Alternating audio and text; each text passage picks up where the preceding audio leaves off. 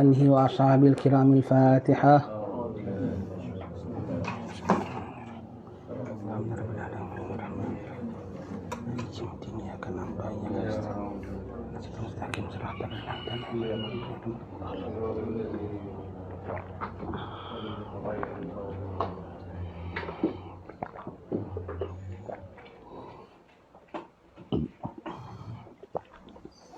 Bismillahirrahmanirrahim. Alhamdulillahirabbil alamin. Wa sallallahu wasallama ala sayyidina Muhammadin wa ala alihi wa sahbihi ajma'in. Assalamualaikum warahmatullahi wabarakatuh. Alhamdulillah, syukur pada Allah Ta'ala dapat kita sekali lagi peluang belajar kitab, baca kitab yang disusun oleh Pak Sumit Kedah, orang kita kasihi, orang yang sudah kembali, orang zaman kita. Kalau kita baca kitab-kitab Imam Ghazali, Imam Nawawi, memanglah orang lama dah meninggalkan, kita tak jumpa dia pun. Tetapi kalau macam Pak Sumit ni, orang yang kita biasa duduk dengan dia, yang kadang kita susah payah pergi Kedah hanya untuk jumpa dia, tapi dia dah diambil balik oleh Allah. Dah sampai janji-janji Allah untuk kekasihnya, diambilnya untuk berehat di sisinya, untuk kecapi kenikmatan. Maka apa yang tinggal di samping kenangan ialah segala peninggalan-peninggalan dan catatan-catatannya, yang kalau kita baca tu terngiang-ngiang, macam seolah-olah beliau ada bersama dengan kita, menasihati kita, memberi pandangannya. Dan pada orang-orang istimewa Allah Subhanahu Wa Taala ini, mereka kalau pandang bukan hanya dengan pandangan dengan mata kepala, bahkan dengan mata hati. Maka dia tengok dalam mata hati kita. Maka apa yang tak selesa padanya, dia sebut. Lepas tu kadang-kadang kita tengok macam kasar, kadang-kadang macam garang. Sebab dia nampak pada kita, orang kena berlembut dengan kita. Pada kita, orang kena cakap halus dengan kita, pasal kita sangka kita baik. Jadi semua orang kena berbahasa baik dengan kita. Tapi orang-orang pada wali Allah ni, dia nampak jelek dan buruk kita, dan dia lebih concern untuk nak memperbaiki kita daripada setakat nak buat kita rasa macam kita baik. Maka keluarlah daripada perkataan-perkataan mereka itu, kadang-kadang kecam kita, kadang-kadang marah kita, kadang-kadang perli kita. Tetapi sudah tentulah tujuannya ialah untuk memperbaiki diri kita. Dia lebih nak menyelamatkan kita daripada setakat sekadar nak menjaga akan hati kita. Ini orang-orang istimewa Allah Ta'ala.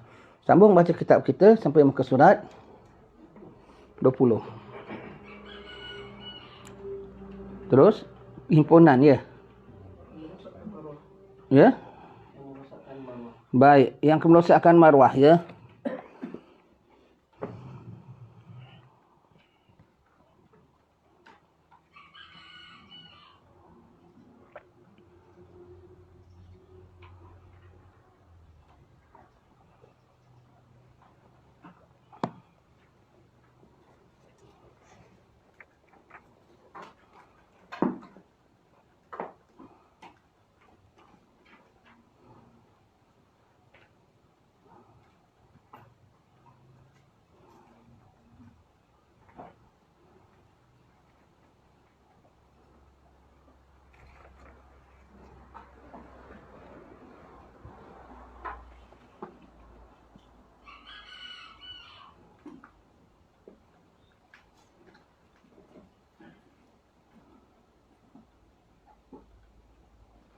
Yang merosakkan marwah, 3 perkara. Pertama, kedekut. Di samping kalau kita tak kedekut, dapat pahala. Kerana apa? Nabi ada sebut, orang yang pemurah dicintai oleh Allah, dicintai oleh manusia. Orang yang sifat pemurah, dekat pada syurga, jauh daripada neraka, dicintai oleh Allah, dicintai oleh manusia. Orang yang kedekut, jauh daripada syurga, dekat pada neraka, dan tak disukai oleh Allah dan tak disukai oleh manusia. Kedekut, jatuh marwah. Jatuh marwah. Kenapa? Macam seolah-olah duit engkau tu akan habis. Kenapa? Macam seolah-olah orang heran sangat dengan harta kita. Kenapa jatuh marwah? Macam seolah-olah dia tak yakin dengan Allah Maha memberi dan Allah Ta'ala boleh menggantikan segala rezeki. Jatuh marwah tu, jadi orang kedekut ni nampak dia punya tak confident. Nampak dia punya tak confident pada Allah Subhanahu Wa Ta'ala. Nampak dia punya tak belas ihsan kepada orang lain. Jatuh marwah, ya. Jatuh marwah, orang kalau lokek tu jatuh marwah. Baik. Yang kedua jatuh maruah kalau tamak. Tamak ya. Kadang-kadang tak perasan tau. Sebetulnya tamak ya. Salah satu contoh tamak ialah apa ya? Tak rela dia dapat setakat itu. Patut tugas ini anak yang dapat. Patut position ini anak yang dapat. Tu tamak. Tanpa dia sedar. Kan tamak tu kalau macam tamak, kalau tamak makanan tu orang kalau pergi buffet ambil sebanyak-banyaknya. Tu tamak jugalah. Tanpa orang sedar dia tamak, seolah-olah dia kau cakap tu macam dia ambition. Dia ada ambition dari cita-cita. Dia orang yang ambitious. Dia nak capai ni. Dia nak meningkatkan diri. Dia tak sedar dia tamak. Tamak tu apa? Ada yang cukup, tapi dia nak lebih lagi yang dia tak perlu. Tu namanya tamak. Dia dah ada yang dia cukup. Makan, pangkat, kedudukan. Dah cukup. Bahkan tak kendali pun. Dia ada yang dia cukup. Dia nak lebih lagi yang dia tidak dapat, yang dia tidak perlukan. Sama ada tidak perlukan ataupun dia tak dapat kendalikan. Dia nak, tu namanya tamak. Tu namanya tamak ya. Dah ada. Kalau ibarat makan, kalau makan ini dah kenyang dah. Mungkin tak habis. Ambil lagi yang dia tak perlukan. Tu namanya tamak.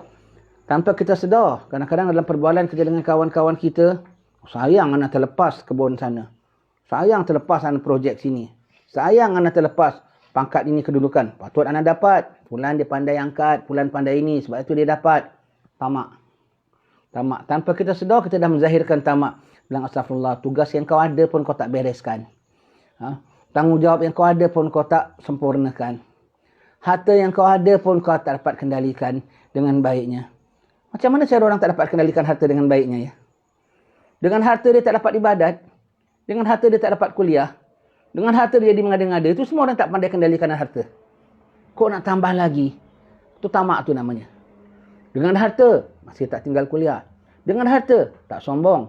Dengan harta, masih menderma. Itu namanya dapat kendali harta. Nak tambah lagi? Boleh. Kemudian tambahlah manfaat yang kita sebutkan tadi. Yang ada pun kau tidak tertunaikan dengan baik tuntutannya. Nak tambah lagi tu tamak. Jadi menjatuhkan maruah ya. Menunjukkan apa? Kenapa? Orang tamak nampak dia apa? Jatuh maruah. Nampak kau ni orang yang tak betul. Tak betul lah, yang dah ada dah cukup. Dah patut disyukuri, dipakai dengan sebaiknya. Nak tambah lagi benda yang dia tak perlukan. Itu namanya jatuhkan maruah diri sendiri. Menampakkan bahawasanya kau ni orang yang tak betul ya. Yang ketiga marah. Betul. Orang kalau dah marah bermakna dia tak cool ya. Bermakna terjejas dengan situasi. Tak strong. Ibarat kalau pohon ke bangunan ke, macam mana angin kencang sekalipun dia steady. Itu kuat. Kena angin sikit aja goyang. Kena angin sikit bumbung terangkat. Kena angin sikit aja berdahannya begini-gini. Itu bermakna tak kuat. Tak kuat jatuhlah maruah. Tapi orang kalau strong, itu Nabi bilang ya, orang yang kuat bukan hanya dia boleh bergosti. Orang yang dapat tahan kemarahannya ketika dia marah. Apabila orang sudah marah, aib. Nampaklah dia punya sombong. Nampaklah dia punya angkuh. Nampaklah dia tak boleh tersentuh sedikit. Nampaklah dia punya lembik sebetulnya. Nampak dia punya lembik, dia tidak ada daya tahan ya. Maka jatuhlah maruah dia ya. Lagi 3 perkara yang merosakkan maruah ya. Kedekut sangat pun, tamak pun dan marah pun ya. Maka nak jaga maruah kena lawan ini semua. Beri demi Allah Subhanahu Wa Taala. Naik maruahmu. Jangan tamak. Orang ambil semua, silakan saudara, silakan. Dan tak marah. Jatuh maruah. Lalu kami contohkan ya dalam bab ini ya.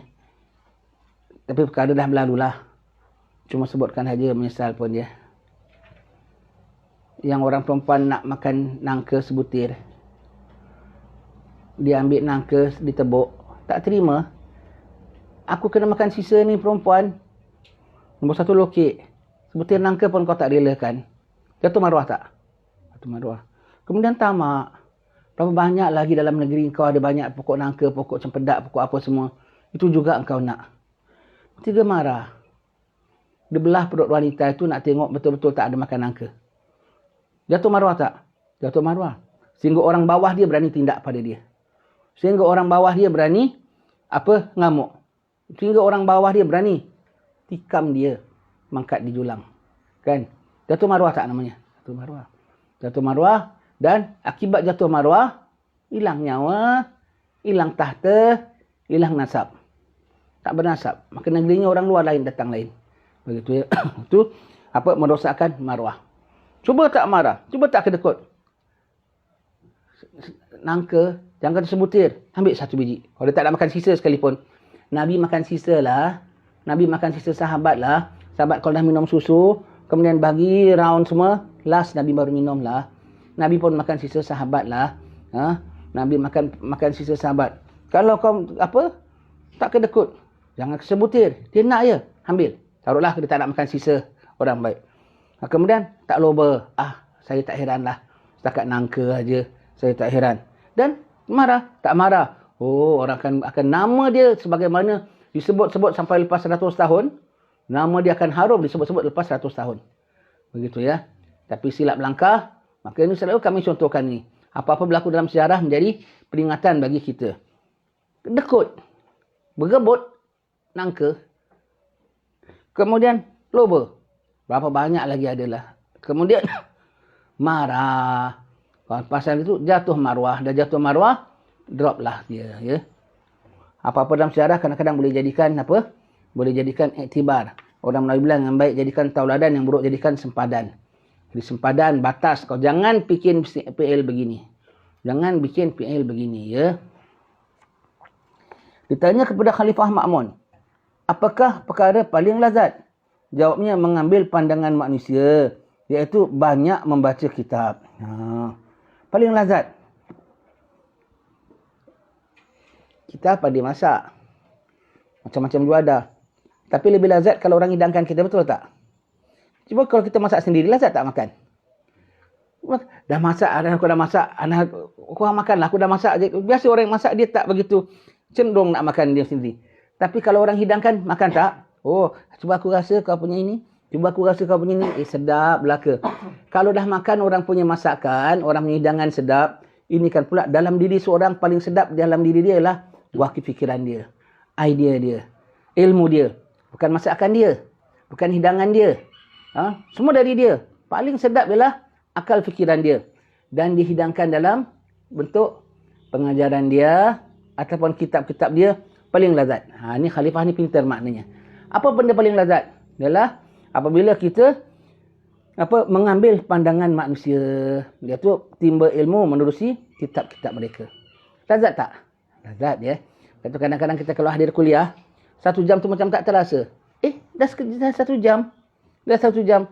Pasal apa? Kita sedang menikmati buah fikiran orang, pandangan orang, ilmu orang daripada akal orang tanpa kita fikirkan. Sebab dia nak hasilkan buku tu, dia kena fikir. Dia kena tengok, dia kena analisa.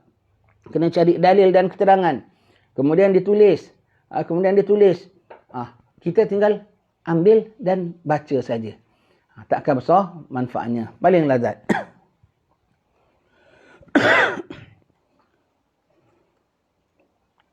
Sabda Nabi SAW, takutlah kepada Allah di mana engkau berada dan ikutilah kejahatan dengan kebaikan. Nescaya kebaikan dapat menghapuskan kejahatan. Dan berakhlaklah kepada manusia dengan akhlak yang baik. Ini maksud sabda baginda SAW ya.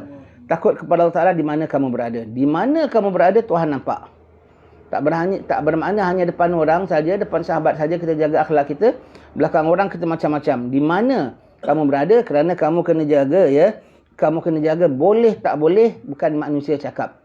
Boleh tak boleh Allah yang punya hukum dan Allah melihat kita, mencatat kita walau di mana kita berada.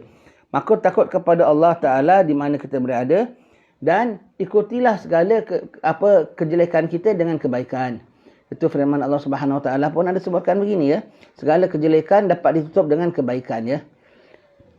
Jadi kalau kita ya, nanti yaumil akhir, yaumil mahsyar, kalau kita dah buat jelek, sebab tu Imam Ghazali bilang ya, kena qada ya. Sembahyang kena qada, puasa kena qada, waktu kena qada, pandangan mata kena qada, duit kena qada. Kalau kita sudah 1 jam kita pandang gambar yang tak patutnya kita pandang, televisyen lah umpamanya, stop, astaghfirullahalazim. Wajib ya. Jangan sekat matikan saja ya. Astaghfirullahalazim, aku tengok pula rancangan orang menari-menari ni. Astagfirullah, dosa mata aku dah buat. Tobat minta ampun kepada Allah Ta'ala. Qada, gantikan 1 jam dengan benda yang menghasilkan pahala.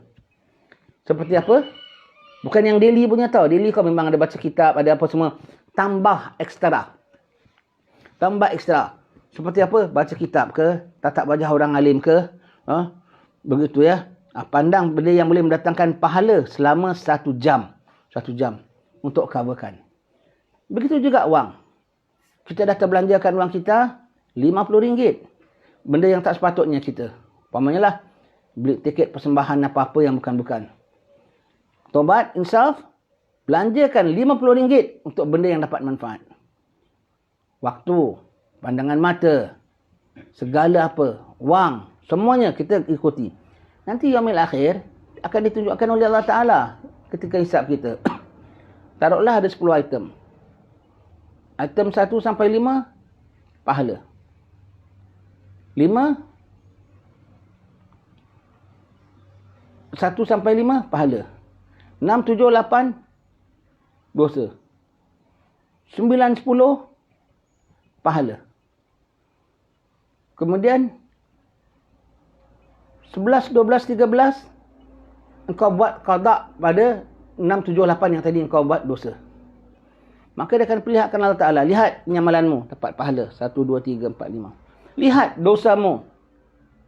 Item nombor 6, 7, 8. Lihat pahala yang kau qada'kan. 9, 10, 11 umpamanya. Tengok. Kemudian baca balik catatanmu. Dia baca 1 sampai 5 pahala. 6 sampai 8 patutnya tadi dosakan. Dia tengok. Kok pahala juga. Kemudian lepas tu 9 sampai 12 pun pahala juga. Mana dosanya tadi? Pasal kau dah ikuti dengan kebaikan, maka digantikan. Bukan hanya dosa yang dihapuskan, pahala yang kau buat itu menggantikan. Pahala yang kau buat itu menggantikan. Ya, menggantikan. Macam orang lah nak jaga badan. Dia makan sekian kalori, dia kena exercise sekian banyak. Sekian buat dia lari, sekian dia angkat weight, sekian dia apa? Membakar sekian kalori dalam diri dia. Sukat. Maka menetambak. Berapa kalori? Dia kena lari berapa kilometer. Dia kena angkat berat berapa banyak untuk burn dia punya kalori yang dia dah makan tadi. Instead of darah tinggi, jadi sihat. Jadi kuat. Pasal di-coverkan dengan segala yang terlanjur itu dengan kebaikan terganti. Terganti ya. Terganti. Dia jadi penawar ya. Jadi penawar. Jadi ikuti segala kejahatan kita dengan kebaikan. Terganti, tertampung, di samping dosanya diampunkan, kita juga dapatkan cover segala dosa kita. Ya. Kegopohan. Gopoh adalah dari syaitan. Maka tak bagus tau. Tak bagus kita kena bedok. Yang ada orang kalau nak bikin apa ketika itu juga. Yang bagus ialah tenang sikit. Dapat fikir, dapat strategi yang baik akan hasilnya. Walau dilambatkan sedikit, lambatkan setengah hari, lambatkan 10 hari, tapi hasilnya kadang-kadang 10 kali lebih memuaskan. Daripada kalau dia nak ketika itu juga, kadang tercapai juga. Tetapi di samping dia tercapai, pasal dia tak ada plan, dia tercapai, benda yang itu orang Melayu bilang, dia kejar tak dapat, yang dikenung kececeran. Yang kadang-kadang yang dikejar, dapat. Namun yang dikendung tetap kececeran. Kita tak mau begitu ya. Kita nak biar yang dikejar slowly dapat, asalkan yang dikandung tidak kececeran. Ya. Jadi kita nakkan begitu. Jadi jangan gopoh. Kalau gopoh pasti ada genjot ya. Kegopohan adalah ibu penyesalan kerana orang yang gopoh berkata sebelum mengetahui dan menjawab sebelum faham, dan ia berazam sebelum dia berfikir, dan ia mencela sebelum dia meneliti. Betul ya. Itu masuk orang yang gopoh ya. Tidak ikut prosedur betul-betul. Berkata sebelum mengetahui. Sebelum mengetahui sudah berkata. Cakap. Sekali rupanya salah fakta, dah kena tarik balik. Orang bilang terajak perahu boleh ditarik balik. Terajak berkata dah tak guna lagi. Ya. Terlepas perahu boleh tarik balik. Terlepas berkata, dah tak boleh lagi. Jadi cakap tanpa mengetahui, Menjawab sebelum faham. Soalan periksa. Belum faham, dah jawab. Belum faham, dah jawab, maka betul tak? Salah. Dan antara kes yang begini siapa? Kita baca surah Al-Kahfi, Nabi Musa.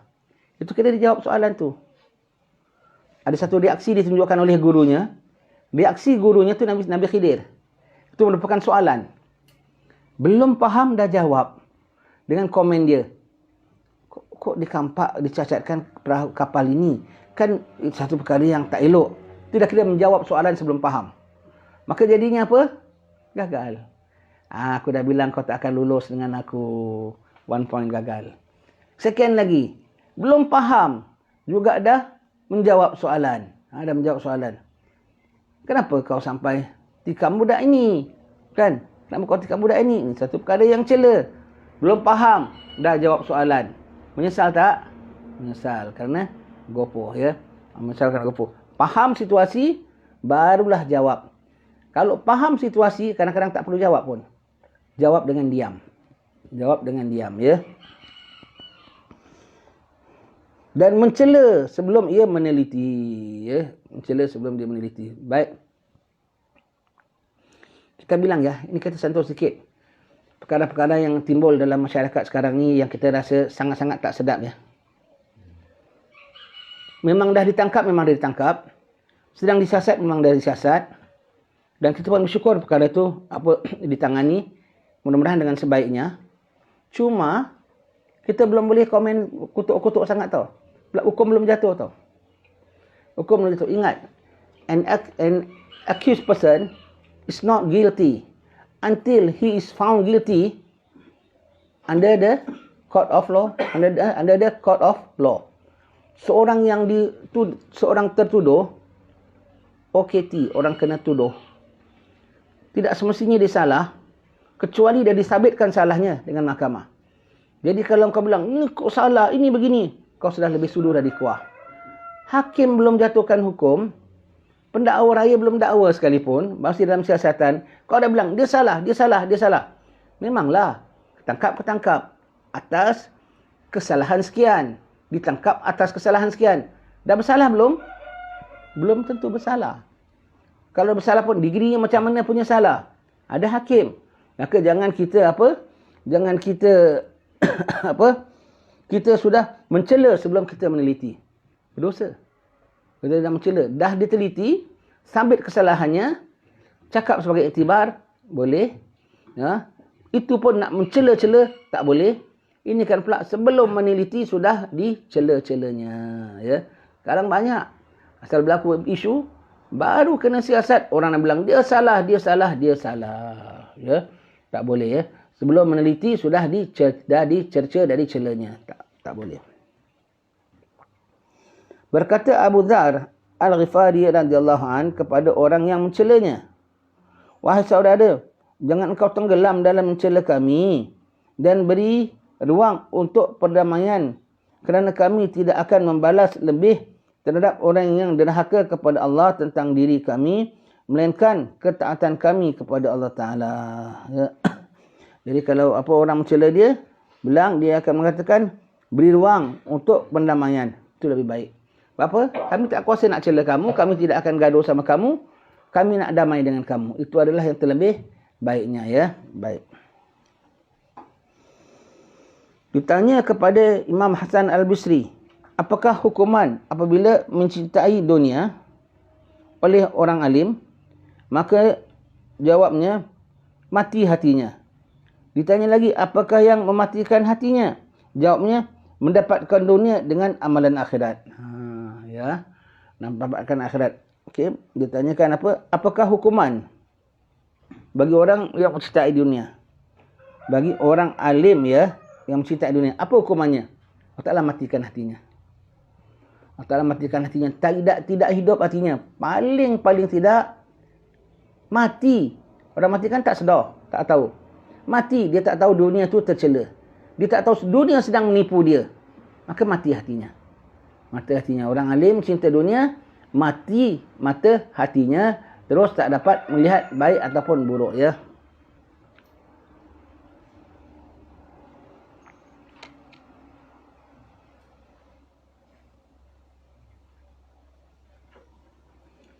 Apatah lagi kalau dipakai dapat dunia dengan digadaikan akhiratnya.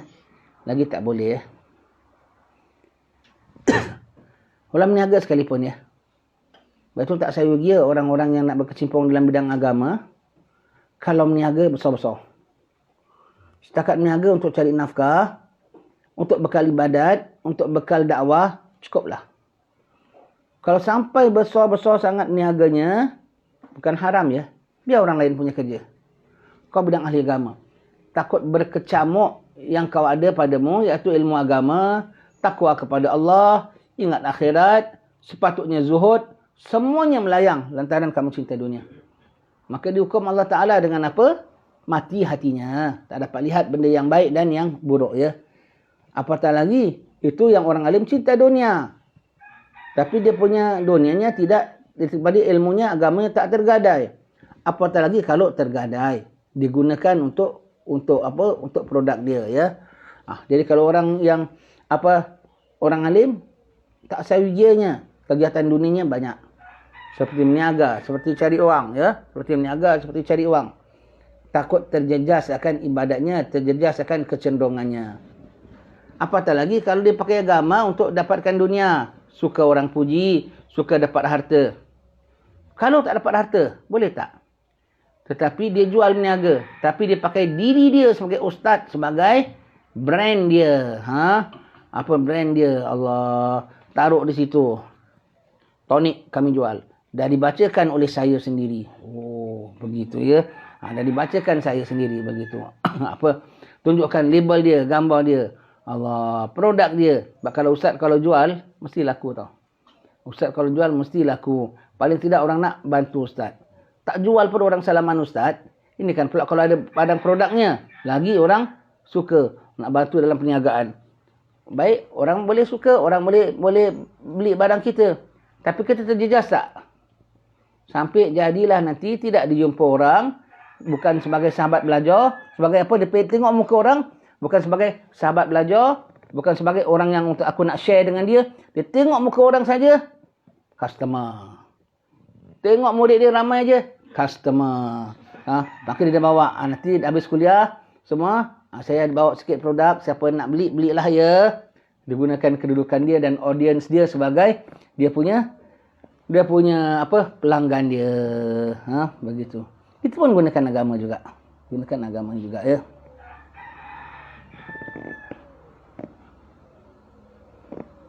Kemudian ditanya Luqman pada satu hari, daripada siapa engkau mempelajari hikmah?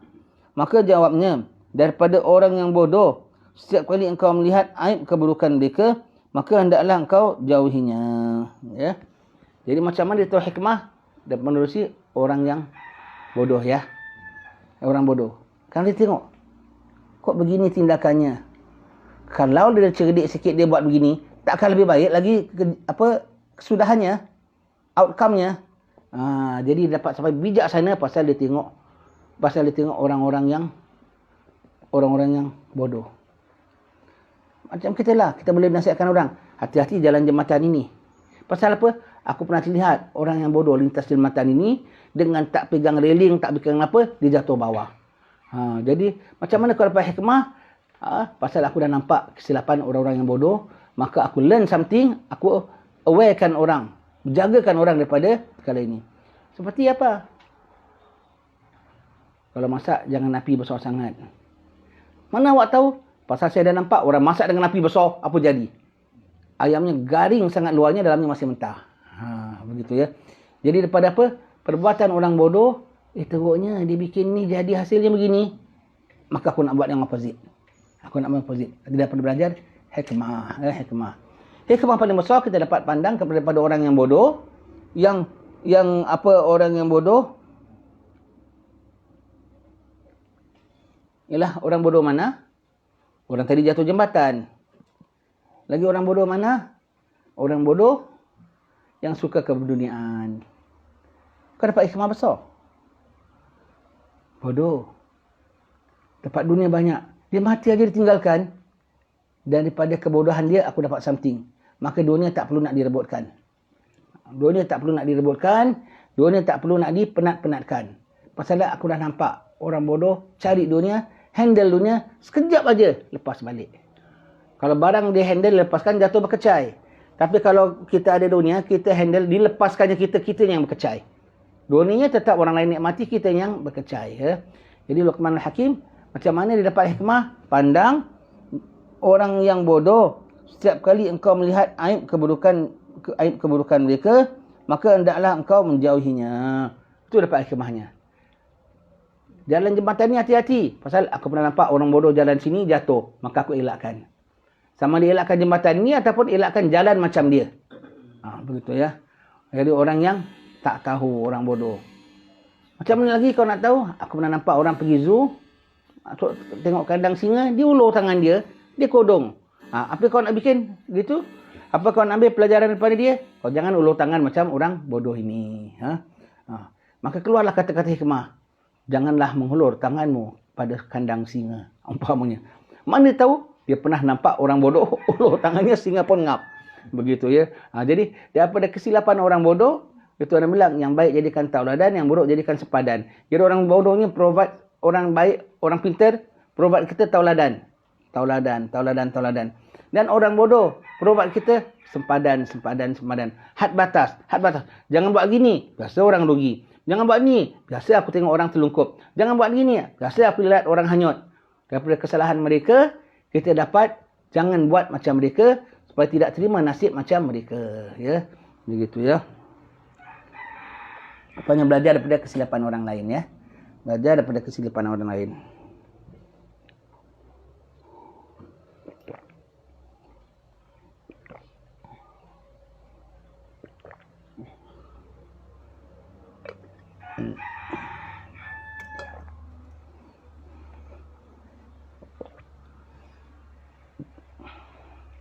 Jadi kalau nampak kesilapan orang lain, bukan kita untuk cemoh dan cerca dia. Untuk pelajari, elak jangan jadi macam dia. Ya. Berkata Sayyidina Abdullah bin Abbas radhiyallahu anhuma,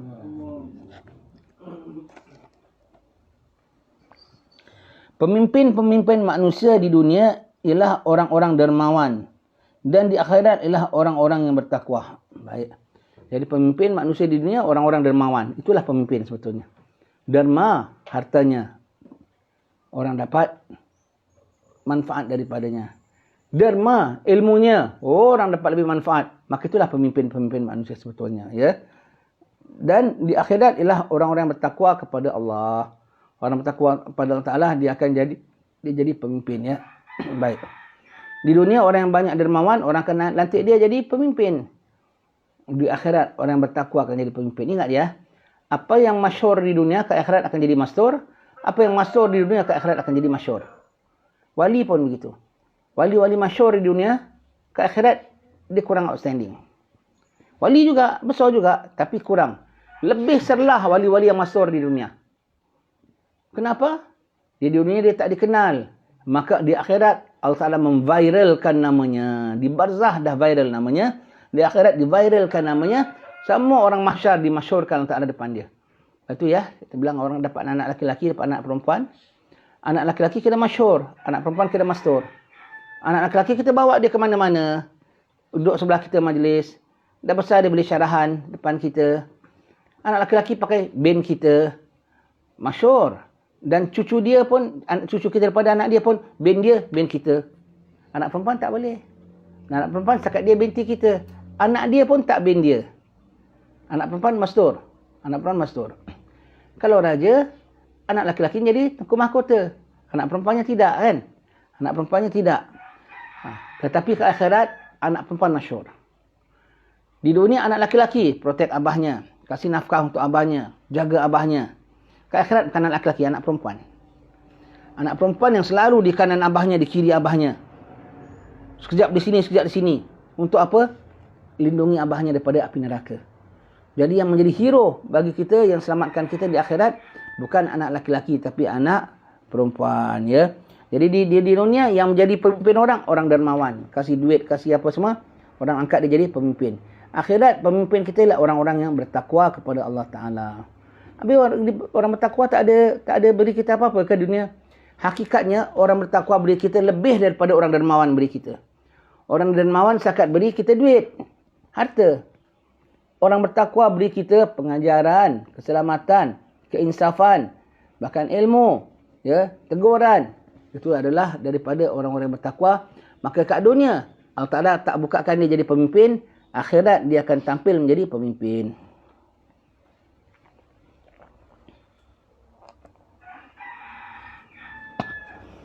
Perumpamaan orang mukmin seperti lebah. Ia tidak memakan melainkan yang baik dan tidak mengeluarkan melainkan yang baik. Orang mukmin sepatutnya gitu. Jangan jadi kayak lalat. Lalat satu pohon, ada bunganya, ada buahnya. Yang dituju apa? Yang di bawahnya yang ada bajanya. Begitu lalat. Orang wangi satu badan, ada kudir sikit, itu yang lalat datang. Kalau lebah pulaknya, pohon, ada akar, ada tanah, ada dahan dan ranting. Yang dituju mananya? Bunganya. Hasilkan apa? Madunya. Betul ya. Jadi orang mukmin tidak dia apa,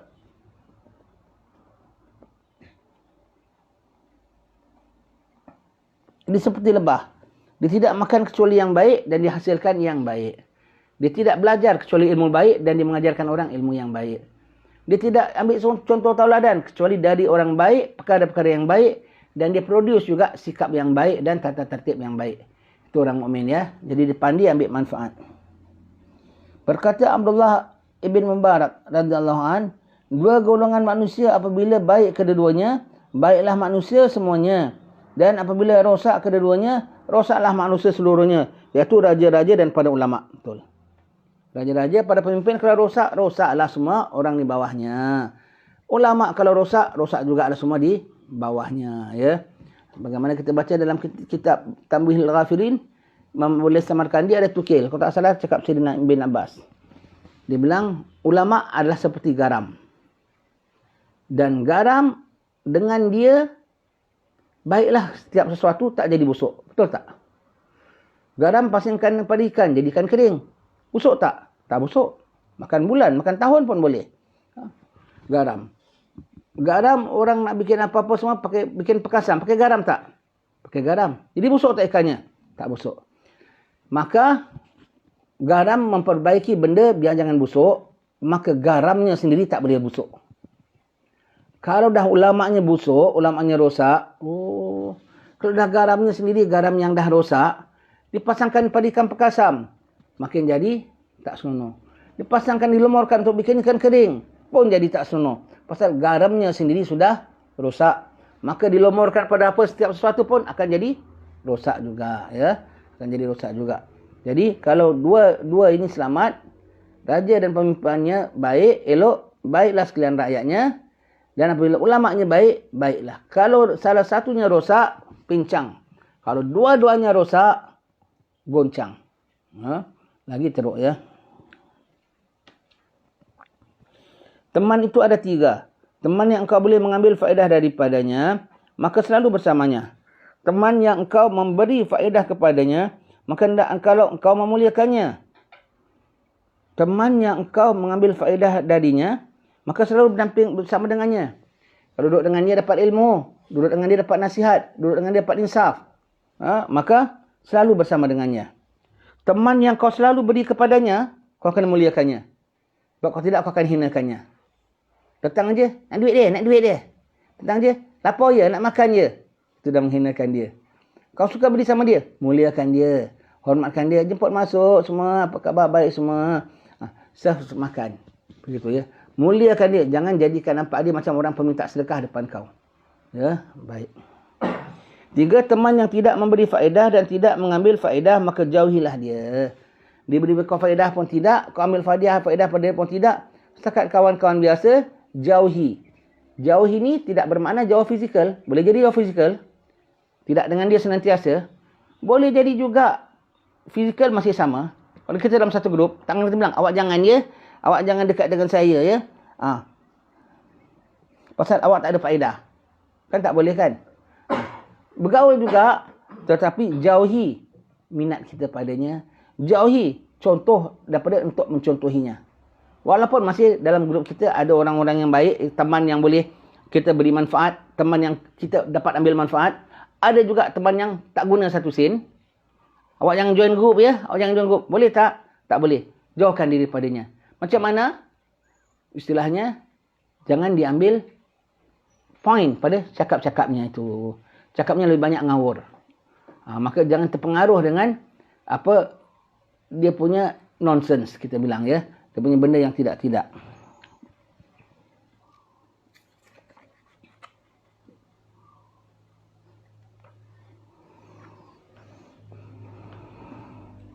Berkata Khalifah Umar bin Abdul Aziz, jika engkau mampu, maka jadilah orang yang alim. Jika engkau tidak mampu, maka jadilah orang yang belajar. Maka jika engkau tidak mampu, maka kasihanilah mereka. Jika engkau tidak mampu, maka jangan membenci mereka. Ya, betul ya. Dia sebut gini. Jika kau mampu, jadi orang alim. Belajar ilmu. Mengajarkan orang. Nasihatkan orang. Tak mampu, maka jadilah orang belajar. Orang belajar dapat manfaat daripada orang alim. Kemudian jika engkau tidak mampu, maka kasihanilah mereka. Kasihanilah mereka, kasihanilah orang alim, kasihani orang-orang yang belajar dengan penuh kasih sayang dan cinta. Respect, hormat dan muliakan. Jika engkau tidak mampu, maka jangan membenci mereka. Dah tak mampu jadi orang alim. Tak mampu nak belajar. Tak mampu nak mengasihani mereka, maka jangan pula membenci mereka, ya, membenci mereka. Nabi mulut, kun aliman atau mutaliman atau mustami'an atau muhibban wa la takun khamisan. Jadi orang alim, jadi orang belajar, jadi orang mendengar, jadi orang mencinta, jangan jadi yang kelima. Yang kelima ni apa?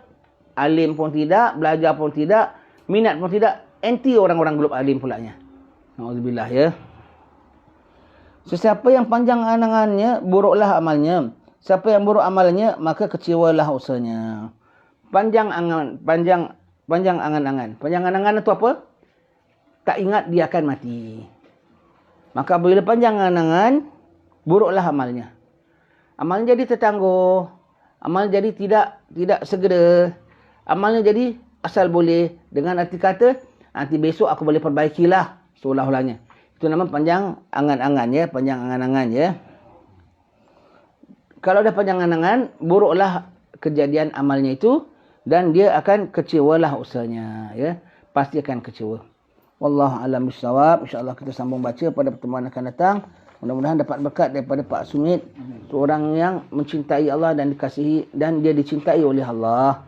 Mudah-mudahan almarhum dirahmati Allah Taala dengan sebesar-besar rahmat dalam kuburnya menjadi taman pada taman-taman syurga. Wallahu a'lam bissawab. Alhamdulillah rabbil alamin.